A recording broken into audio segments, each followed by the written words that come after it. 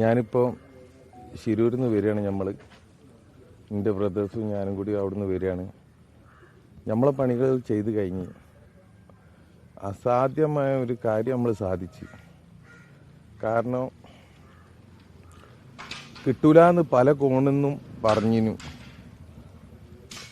അത് കാണിച്ചു കൊടുത്ത് എങ്ങനെ കിട്ടുക എന്നുള്ളത്.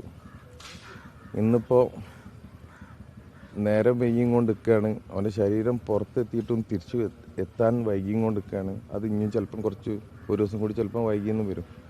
അതൊന്നുമില്ല, എന്നാലും നമുക്ക് അവനെ കിട്ടി. അതിൻ്റെതായ ഒരു വൃത്തിയിൽ കിട്ടി.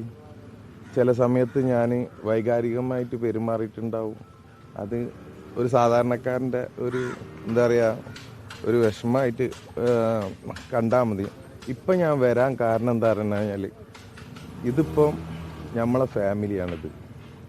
ചിലപ്പം എന്താ പറഞ്ഞു കഴിഞ്ഞാൽ സംസാരത്തിലൊക്കെ ആളുകൾക്ക്, നമ്മൾ സാധാരണക്കാരാണല്ലോ ഇവരെല്ലാവരും, ഞാനും ഒക്കെ സാധാരണക്കാര ഒരു വിഷയമാണിത്. അപ്പം തന്നെ ആ കുട്ടീൻ്റെ അടുത്ത് എന്തെങ്കിലും വർത്തമാനത്തിൽ എന്തെങ്കിലും പാകപ്പയവ് വന്നിട്ടുണ്ടെങ്കിൽ ദയവ് ചെയ്തിട്ട് ഈ ഫാമിലിനെ ക്രൂശിക്കരുത്. കാരണം ഓരോ ഓൾറെഡി നഷ്ടപ്പെട്ടിരിക്കുന്ന ഒരു സന്ദർഭത്തിൽ ദയവ് ചെയ്തിട്ട് ഓരോ വാക്കാല് ഒന്നും പ്രവർത്തിയാലോ ഒന്നും വിഷമിപ്പിക്കരുത്. നമുക്കിതിൻ്റെ ഒരു ക്രെഡിറ്റും ആർക്കും ആവശ്യമില്ല. ഇത് മൊത്തം നമ്മളെല്ലാവരും കൂടിയിട്ട് ഇവനെ നമ്മൾ വീട്ടിലെത്തിച്ചു കൊടുക്കുക എന്നുള്ളത്, അത് മൊത്തം എൻ്റെ മലയാളി കമ്മ്യൂണിറ്റിൻ്റെ ഒരു ടാസ്ക് കഴിഞ്ഞത്. ആ ടാസ്ക് നമ്മളെല്ലാവരും കൂടിയാണ് പൂർത്തീകരിച്ചത്.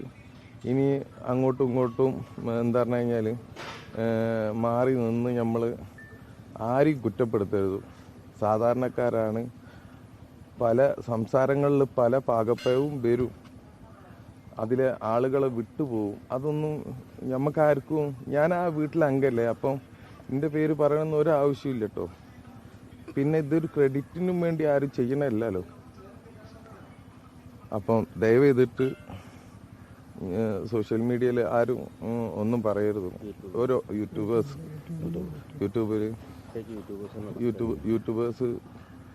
എന്താ പറഞ്ഞു കഴിഞ്ഞാൽ, ഇപ്പോൾ ഈ വീടിൻ്റെ ദുഃഖം നമ്മളെ നാടിൻ്റെ ദുഃഖമാണ്.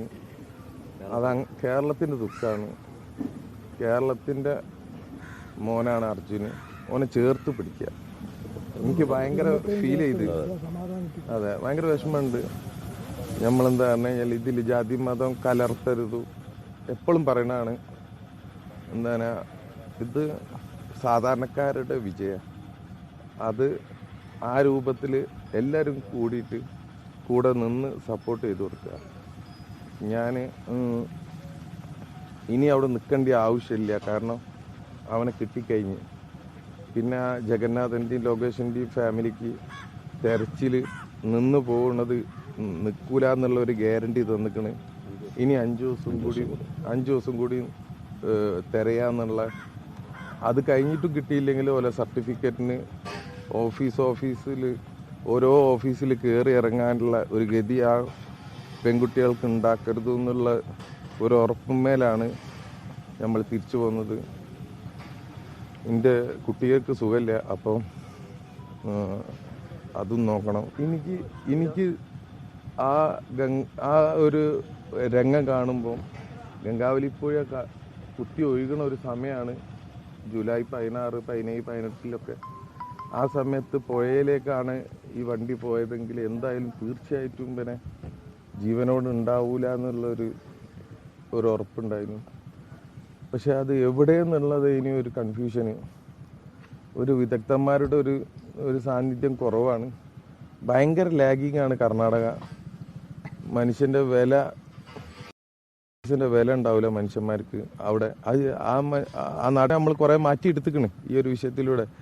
പക്ഷെ എന്താ പറഞ്ഞു കഴിഞ്ഞാൽ, ഇന്നും ഇപ്പോൾ എൻ്റെ ശരീരം കിട്ടിക്കഴിഞ്ഞിട്ട് ഇപ്പം ഇന്നത്തേക്ക് 3 ദിവസമായി. ഇനിയും എന്താണ് ഒരു DNA ടെസ്റ്റ് എന്നുള്ള ഒറ്റ കോംപ്ലിക്കേറ്റഡ് കാര്യം പറഞ്ഞ് ഇങ്ങനെ നീണ്ടു പോവുകയാണ്. ഇനി എത്ര ദിവസം ആവുമെന്ന് അറിയില്ല. എന്താണ്, ശവത്തെ വെച്ചിട്ട് ആഘോഷിക്കരുത്. കർണാടക ആയിക്കോട്ടെ, കേരള ആയിക്കോട്ടെ, അതിന് അർഹിച്ച ബഹുമാനം കൊടുത്ത് ഈ വീട്ടുകാർ ഓരോ സെക്കൻഡും തീ തിന്ന് ജീവിക്കുകയാണ്. കർണാടക ഗവൺമെൻറ് എത്രയും പെട്ടെന്ന് മുൻകൈ എടുത്തിട്ട് ഇവിടേക്ക് ഓനെ എത്തിക്കുക, നമുക്ക് ഓനക്ക് നല്ലൊരു വരവേൽപ്പ് കൊടുക്കുക, വിട വാങ്ങുക.